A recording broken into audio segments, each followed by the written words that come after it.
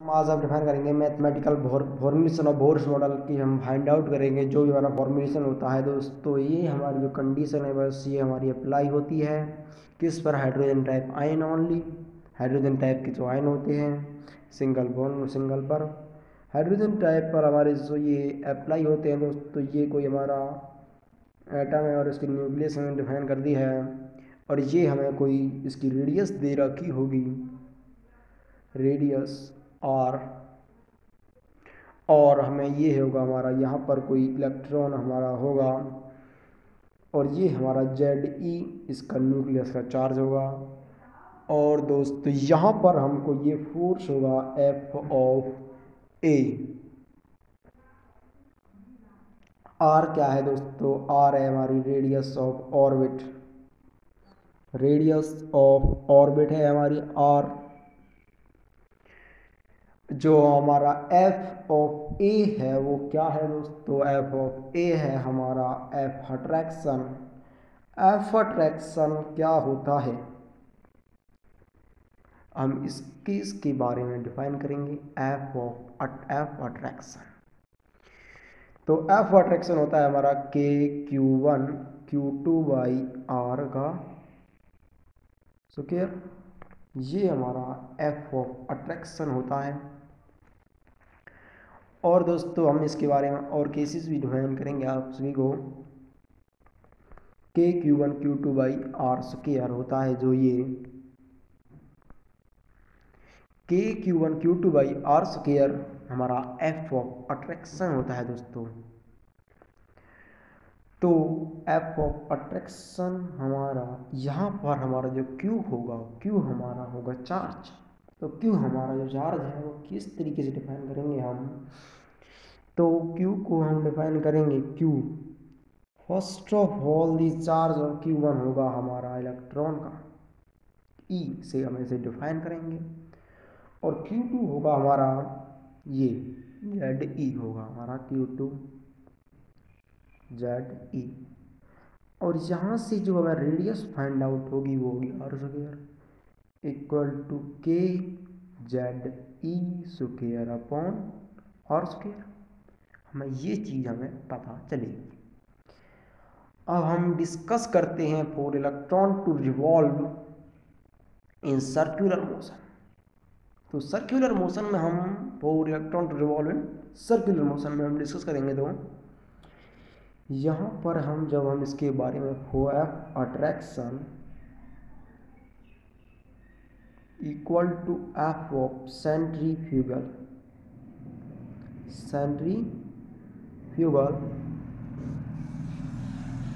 और F of attraction जो हमने बता दिया आप सभी को। एफ ऑफ अट्रैक्शन क्या है दोस्तों, ये फोर्स हमारा सेंट्रीफ्यूगल फोर्स होता है। और इलेक्ट्रॉन रिवॉल्व सर्कुलर मोशन में कुछ फोर्स होते हैं हमारे, तो ये जब हमारा इक्वल होगा फोर, यहाँ पर हम bore electron revolve in circular orbit, revolve in circular orbit में ये हमारा होगा। तो इसको डिस्कस करेंगे आप सभी को। अभी हमने एफ ऑफ अट्रैक्शन निकाला, जो हमें पता चला कि Z D square by are का square is equal to M V square by R. ये हमारा होगा for electron to revolve in circular motion की केस में। ये हमें पता चली कि पहली इक्वेशन ये हमारी है और जिसे यूज अप करेंगे हम इन दी मोर ऑर्बिट्स, मोर इक्वेशंस हम फाइंड आउट करेंगे। दोस्तों हमने एक और कंडीशन रिवील की थी आप सभी के सामने, कौन सा एटम हमारा होगा जो रिवॉल्व करेगा। तो वो एटम होगा, जब हमारा एटम रिवॉल्व करेगा, वो एटम रिवॉल्व करने के लिए उसको क्या होना जरूरी है, एंगुलर मोमेंटम उस एटम का हमें फाइंड आउट होना जरूरी है। तो ये यहाँ से हमको एंगुलर मोमेंटम हमें जब पता चल जाएगा, एंगुलर मोमेंटम इक्वेशन से हमें क्या पता चलता है, m v r equal to NHV upon 2 pi. हमने आप सभी को इसके बारे में बताया था। तो ये होगी हमारी इक्वेशन नंबर 2। और यहाँ से हमें पता चलेगा ये हमारी जो v है वो फ्रीक्वेंसी है दोस्तों, और जो हमारी v है वो हमारी वेलोसिटी है। अब हमको दोस्तों यहाँ से हमें फाइंड आउट हो जाएगा v equal to HN upon के 2 पाई ऑफ MR। कोई इक्वेशन हमें मिल गई ए, हमें यहाँ से कोई ए इक्वेशन मिल गई है। अब हम इस ए इक्वेशन को पुट करेंगे in the K Z E square, Z E square by are square equal to M v square by are square में। इसमें हमारी पहली इक्वेशन में हम पुट करेंगे। तो पुटिंग हम लिखेंगे पुटिंग ए इन 1। तो ए को 1 में पुट करेंगे तो उसको किस तरीके से पुट करेंगे हम, यहाँ पर हमने लिया K Z E square by are square.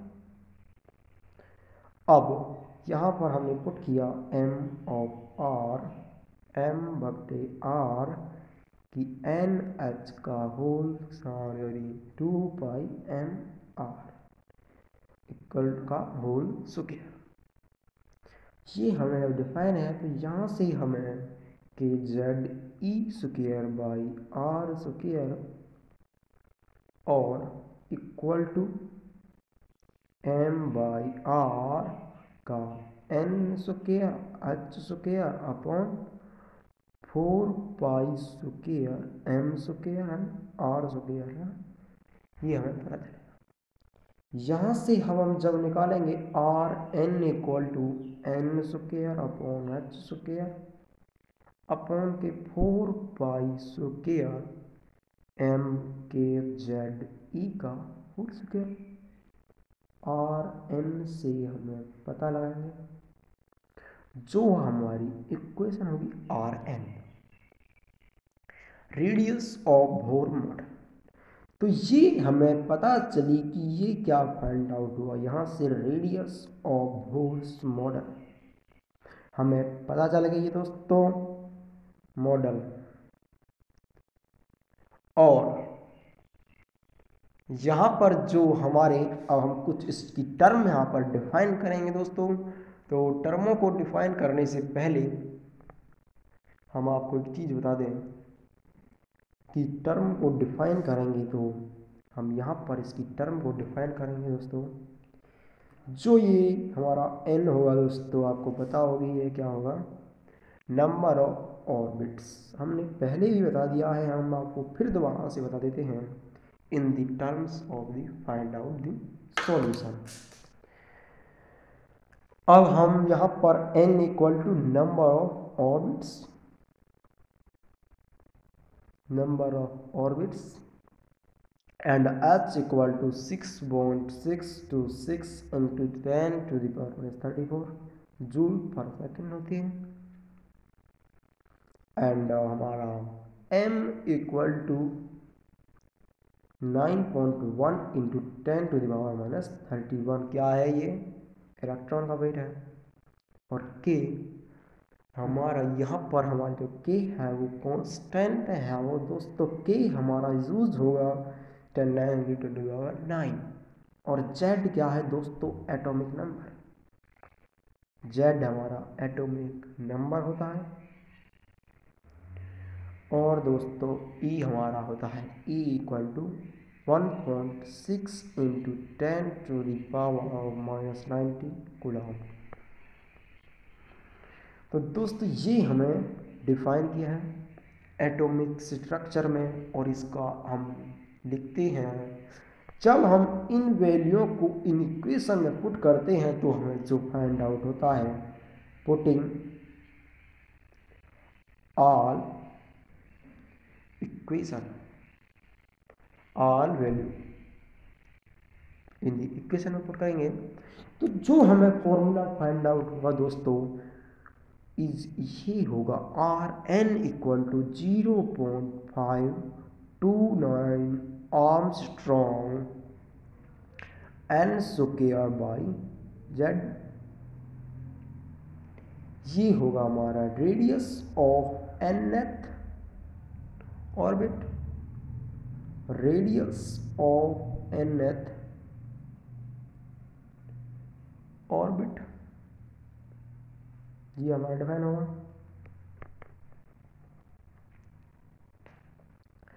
अब हम इस आर्मस्ट्रॉन्ग की टर्म को कुछ एक्सपेंड करके लिखते हैं तो दोस्तों आर्मस्ट्रॉन्ग की टर्म होगी दोस्तों, यहाँ पर हमारी आर्मस्ट्रॉन्ग हमारा होगा 10⁻10 मीटर होगा। अब हम हाइड्रोजन एटम के लिए निकालेंगे फॉर Z1 के लिए आप सभी को कुछ एग्जाम्पल करवाते हैं हम यहाँ से, और एक एग्जाम्पल करवाएंगे, मोस्ट इम्पोर्टेंट एग्जाम्पल है दोस्तों। तो एग्जाम्पल हम यहाँ से लेते हैं फॉर हाइड्रोजन एटम के लिए। एक केस डिफाइन करना है आपको फॉर हाइड्रोजन एटम। तो हाइड्रोजन एटम का केस जब हम लेंगे फॉर हाइड्रोजन एटम, यहाँ पर हमारा Z होगा 1 और Z क्या है दोस्तों एटम नंबर, और फर्स्ट ऑर्बिट है, फर्स्ट ऑर्बिट हमारा किस में होता है, इसी में होता है, फर्स्ट ऑर्बिट है, इसका बहुत सिंपल नेमिंग होगी n इक्वल टू 1 हो जाएगा और ये हो जाएगा हमारा 0.529 आर्मस्ट्रॉन्ग 1 की power n/1 equal to 0.529 Armstrong. ये इसको आप नहीं भूलना है दोस्तों, क्योंकि ये भी हमारी यूज होगी इन इक्वेशंस। तो दोस्तों हम डिफाइन करते हैं फॉर हीलियम के लिए, हीलियम के केस में क्या होगा, और in the case of the lithium and lithium -2 के लिए, यहाँ से जब हम दोस्तों इसके लिए जब हम डिफाइन करेंगे, सेकंड होगा हमारा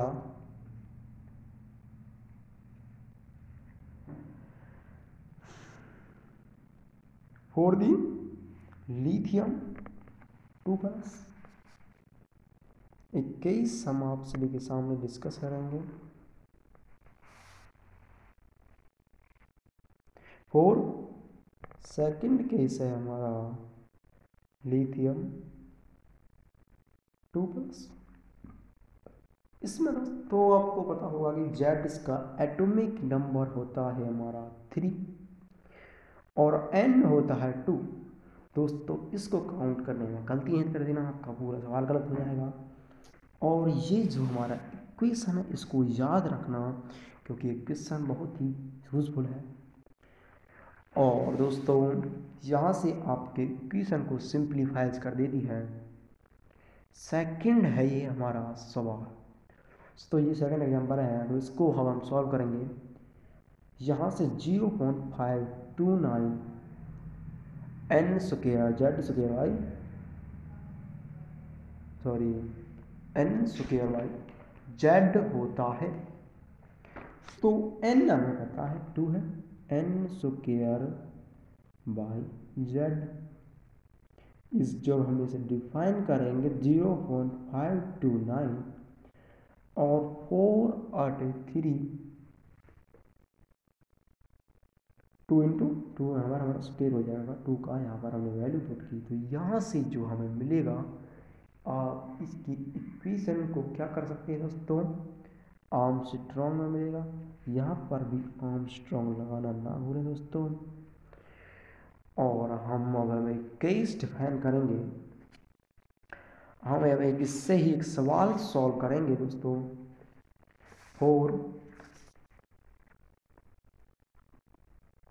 तो सवाल दोस्तों कुछ इस तरीके से है, find the ratio of area, उनसे पूछा है कि आप सभी को इस चीज़ का ध्यान रखना है दोस्तों। Find the ratio of area electron of second orbit of hydrogen to first orbit of, हमें रेशियो फाइंड आउट करना है of area by electron of second orbit रॉन ऑफ सेकेंड ऑर्बिट का ऑफ हाइड्रोजन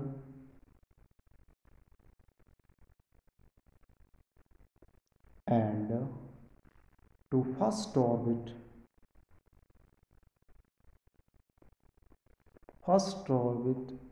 He2 प्लस का He+का। अब हमें ratio find करना है, अब हमें ratio of electron of second orbit of hydrogen to first orbit of He2+। तो यहाँ पर हम लिखेंगे area of H of second orbit upon के एरिया ऑफ H+ अपॉन के फर्स्ट ऑर्बिट डिफाइन करेंगे दोस्तों। एरिया का फॉर्मूला क्या होगा, पाई आर स्क्वायर होगा, एच ऑफ सेकेंड होगा, आर हमारी सेकेंड के लिए होगी, और pi R square four He first के लिए होगा। तो फर्स्ट ऑर्बिट के लिए होगा, यहाँ से अब हम डिफाइन करेंगे इक्वल टू पाई से पाई हमारा कैंसिल हो जाएगा दोस्तों, और हम यहाँ पर हमारा बच जाएगा 0.529 दोस्तों। ये हमारी आर स्क्वायर है, तो 0.529 का इसका होल स्क्वायर हो जाएगा दोस्तों। होल स्क्वायर होने पर एक चीज़ 2 का होल स्क्वायर और इसका होल स्क्वायर होगा दोस्तों, अपॉन के इसका भी होल स्क्वायर होगा 0.529 इंटू के 1/2 का होल स्क्वायर